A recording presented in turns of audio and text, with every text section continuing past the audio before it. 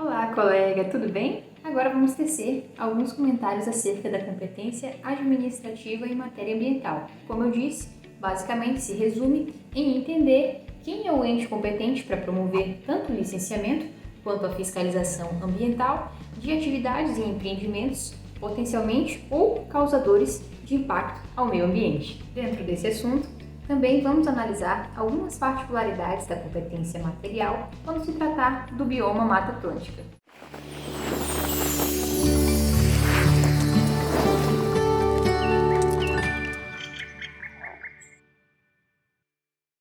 No primeiro vídeo, eu ressaltei que no início da minha carreira, imaginava que o IBAMA seria o órgão supremo e que todos os demais que encontrasse ao decorrer da minha jornada seriam seus subordinados em todos os aspectos. E não estou exagerando. O meu nível de percepção da estrutura administrativa ambiental brasileira era esse. Mal sabia eu da existência do CISAMA, do Sistema Nacional do Meio Ambiente e afins, e olha que esse assunto não é de hoje, já que desde a Lei 6938 de 1981 já é tratado, conforme nós iremos ver mais à frente. E falando na Lei 6938 de 81, outro fator importante a ser destacado é que, além de ela ter criado o CISNAMA e a Política Nacional do Meio Ambiente, ela também dispôs que, basicamente, a competência material ambiental se resumia em dois aspectos distintos, que são o licenciamento e a fiscalização ambiental. Por meio desses dois institutos, poderiam ser visualizadas quase todas as ações voltadas para a proteção ambiental. E isso foi tão importante que, anos depois, em 1988, a Constituição dispôs, em seu artigo 23, inciso 6, que essas ações administrativas elas seriam praticadas em comunhão por todos os entes federativos, ou seja, os estados, a União e os municípios. Por isso que, diferente da competência legislativa, da competência formal, que na última aula vimos se tratar de uma competência complementar, uma competência concorrente, a competência material administrativa, ela é comum, ela é executada por todos os entes federados. É claro que, embora seja muito nobre essa ideia de que todos devem trabalhar em cooperação para a proteção ambiental, a própria Constituição previu que, na prática, isso poderia causar uma certa confusão. E por isso, ela determinou, em seu artigo 23, parágrafo único, que lei complementar deveria ser editada para prever como se daria essa cooperação entre os entes, estabelecendo o que cada um ia fazer diante de um licenciamento e uma fiscalização ambiental. Lembrando que a Constituição estabeleceu isso em 1988. Então, passaram-se alguns anos e nada de ser promulgada essa lei complementar. Por isso que em 1997, o Conselho Nacional do Meio Ambiente, o CONAMA, editou a famosa Resolução 237, que, embora não fosse um instrumento adequado para dispor sobre o assunto, já que a Constituição estabeleceu expressamente a necessidade de uma lei complementar, ela trouxe uma certa organização das competências administrativas em matéria ambiental. Só que, infelizmente, ela não resolvia o problema, já que não possuía o respaldo jurídico necessário, que no caso seria por meio de uma lei complementar. E em razão disso, os problemas ainda persistiam bastante. Mas finalmente, em 2011, foi editada essa lei complementar, a Lei Complementar 140, que estabeleceu essa divisão de competências administrativas entre os entes federados, regulamentando os incisos 3, 6 e 7 do artigo 23 do texto constitucional. Aliás, guarde muito bem a Lei Complementar 140 de 2011, pois é bem provável que ela irá acompanhá-lo não só durante este curso, mas provavelmente por toda a sua carreira no âmbito ambiental. Como disse, a Constituição determinou que as ações para a proteção ambiental deveriam ser de competência comum. E em razão deste comando, acabou surgindo uma espécie de mito também de que os entes federados eles não teriam qualquer benefício de ordem para atuar em prol do meio ambiente. E essa ideia, infelizmente, ocasionou uma série de problemas para a administração pública. Por exemplo, às vezes, mais de um ente federado declarava ser competente para realizar o licenciamento e a fiscalização ambiental de determinado empreendimento, o que naturalmente fazia com que houvesse a duplicidade de ações administrativas, como, por exemplo, mais de um estudo, mais de uma audiência pública, mais de um deslocamento, enfim. Isso promovia, é claro, um gasto desnecessário do escasso recurso público. Já em outras vezes, nenhum ente federativo se declarava competente para realizar esses mesmos procedimentos de determinado empreendimento, o que gerava naturalmente uma insegurança jurídica para as partes envolvidas. Enfim, essas e outras situações, elas vão de encontro aos mandamentos do federalismo cooperativo brasileiro, cuja ideia é a de que, embora os órgãos da administração brasileira sejam autônomos e independentes entre si, eles devem agir sim de forma harmoniosa e cooperativa, primando sempre pela eficiência e razoabilidade das suas atuações. Para evitar essas práticas conflitantes, a Lei Complementar 140 trouxe uma série de determinações que vão organizar a atuação dos entes perante as mais diversas situações envolvendo o licenciamento e a fiscalização ambiental de empreendimentos. Com relação ao licenciamento ambiental, por exemplo, a Lei Complementar determinou que ele seria único, seria praticado por apenas um ente da federação. No entanto, a Lei Complementar 140 não proibiu os demais interessados a participarem do procedimento de uma forma subsidiária, de uma forma opinativa, ficando, é claro, a decisão restrita ao órgão licenciador. Essa ideia de que o licenciamento deveria ser realizado por um único ente já estava prevista na Resolução CONAMA 237 de 97 e prestigia os princípios da segurança jurídica e da eficiência. Pensar de forma contrária, no sentido de que quanto mais entes estiverem licenciando o mesmo empreendimento, melhor será para a proteção ambiental, não é a decisão mais acertada, uma vez que, além dessa ideia não ter previsão legislativa, pois a Lei Complementar 140 deixou bem claro que o licenciamento deverá ser feito por um único ente, também provoca uma espécie de sobreposição de jurisdições, que acaba onerando tanto os particulares quanto o poder público, que deve atuar sobre o mesmo aspecto em diversas esferas. Ok.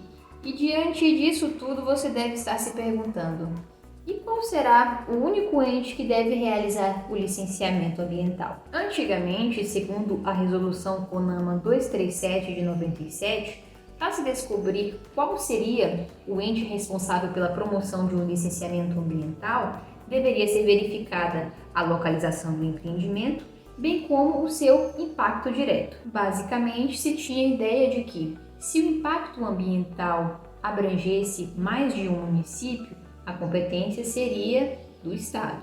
E se esse impacto extrapolasse mais de um Estado, a competência seria da União. Esse critério foi muito criticado em razão de ele não seguir a lógica natural do processo de licenciamento, pois muitas vezes o impacto de determinado empreendimento só poderia ser mensurado com a realização de estudos ambientais, e isso só seria feito durante o próprio licenciamento ambiental. Então, como poderia ser medido o impacto de determinado empreendimento para fins de fixação do ente responsável por licenciá-lo, se essa aferição só seria possível durante o processo de licenciamento propriamente dito? Hoje em dia, não mais se adota o critério de abrangência do impacto direto para os processos protocolizados após 8 de dezembro de 2011, que é a data da criação da Lei Complementar 140 de 2011. A principal diferenciação entre o critério anterior, relacionado à abrangência do impacto direto do empreendimento, com relação ao critério atual, o de localização, é que o anterior ele levava em conta uma série de fatores relacionados a, por exemplo, as ciências aplicadas, como a biologia.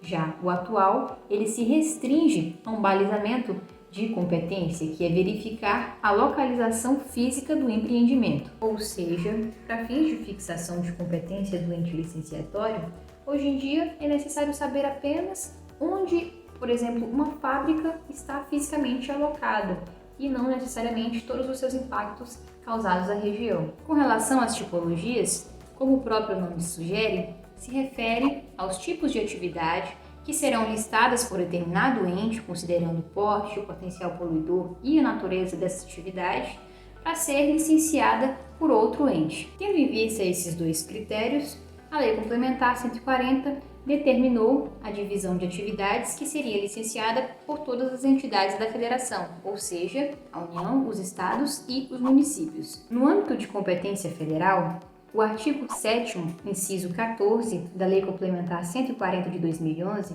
determinou que a União deveria licenciar empreendimentos situados em locais específicos, como, por exemplo, terras indígenas ou em mais de um estado.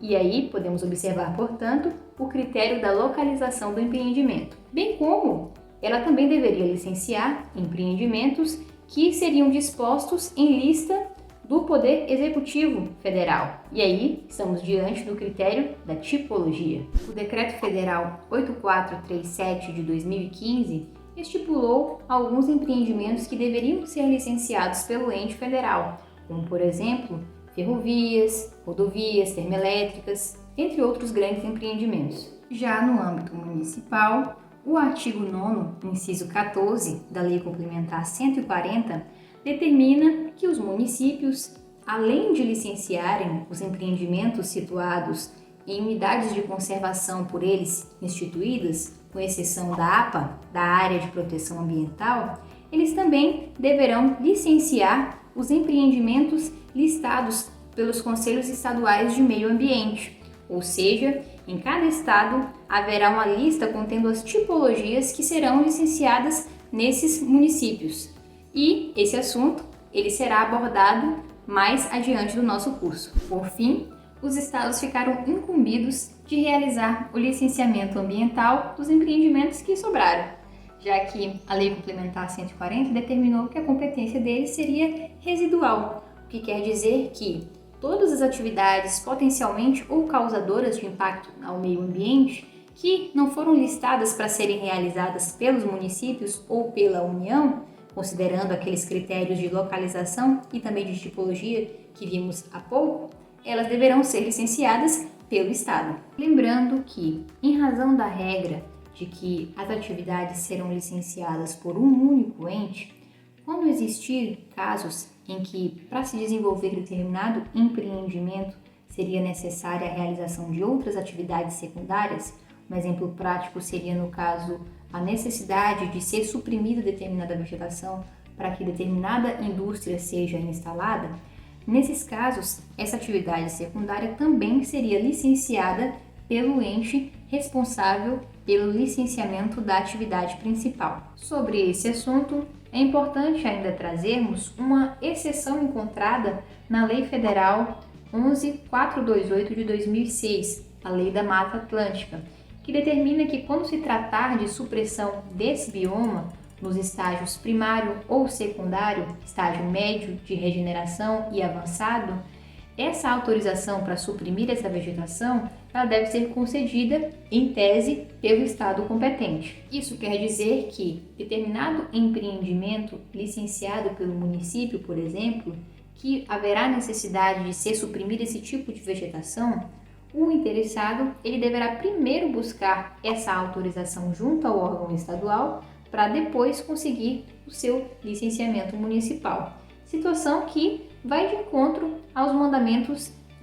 estabelecidos pela Lei Complementar 140 relacionados ao licenciamento por um único nível. Esse é um tipo de procedimento visualizado em alguns locais, como por exemplo no sul da Bahia.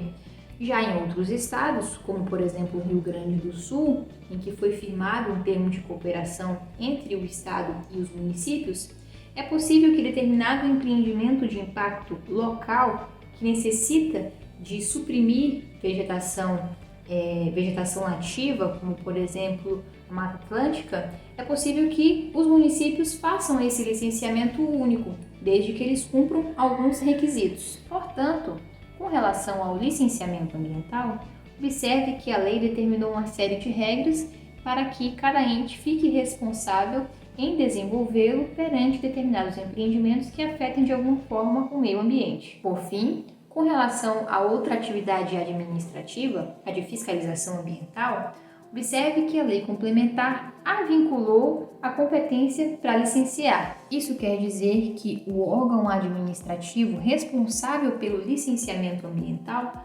também será o competente para fiscalizar determinada atividade, que isso é traduzido basicamente na instauração de procedimento administrativo para se apurar determinado ato que transgrida a lei. Tanto é que o artigo 17, parágrafo 2º e 3º da Lei Complementar 140 determina que, diante de casos em que há iminência de dano ambiental ou ele está ocorrendo de fato, os outros órgãos podem sim adotar as medidas administrativas que entender cabíveis, assunto que iremos, no caso, nos aprofundar no próximo módulo, módulo 3. Portanto, observe que o legislador se preocupou bastante em estabelecer um certo benefício de ordem, uma certa disposição do que cada ente deveria fazer diante do licenciamento e, por consequência, da fiscalização ambiental. E embora a Lei Complementar 140 tenha se esforçado muito